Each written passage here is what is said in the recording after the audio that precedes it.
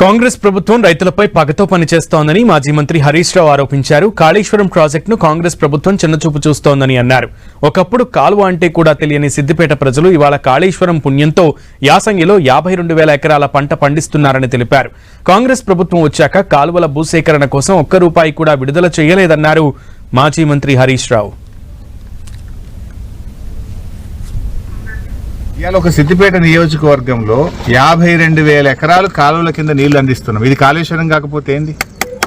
ఇంతకుముందు అసలు ఒక్క ఎకరానికి కూడా సిద్దిపేట నియోజకవర్గంలో నీళ్ళు వచ్చేటి కావు. ఒక్క ఎకరానికి కూడా అసలు కాలువ అంటే తెలియదు, మాకు రిజర్వాయర్ అంటే తెలియదు. కానీ ఇలా కాళేశ్వరంలో భాగంగా పైకి అంతగిరి కిందికి రంగనాయక సాగర్ కడితే 52,000 ఎకరాలు యాసంగిలో ఎండాకాలం పంట వండుతున్నది అంటే అది కాళేశ్వరం పుణ్యం, అది కేసీఆర్ చేసిన కృషి పుణ్యం. దీన్ని ఎవరు కాదనగలుగుతారు? మీరేమో పారలేదు ఒక్క ఎకరం బారిందా అని గాంధీ భవన్లో కూర్చోనో హైదరాబాద్లో కూర్చొని మాట్లాడుతుండ్రు. ఇప్పుడు నేను ఏడున్నా? చిన్నకోడూరు మండలంలో మా బిక్కబండ దగ్గర ఉన్నా. ఇవాళ పారే కాలువ సాక్ష్యం, ఇక్కడ పండుతున్న పంట సాక్ష్యం, పచ్చటి పొలాలు సాక్ష్యం. ఎటు చూసినా పచ్చటి పొలాలు ఇవాళ ఎందుకు కనబడుతున్నాయి?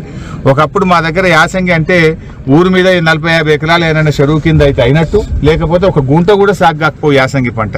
కానీ ఈరోజు 52,000 ఎకరాలు ఒక్క సిద్దిపేట నియోజకవర్గంలో పండుతున్నాయి.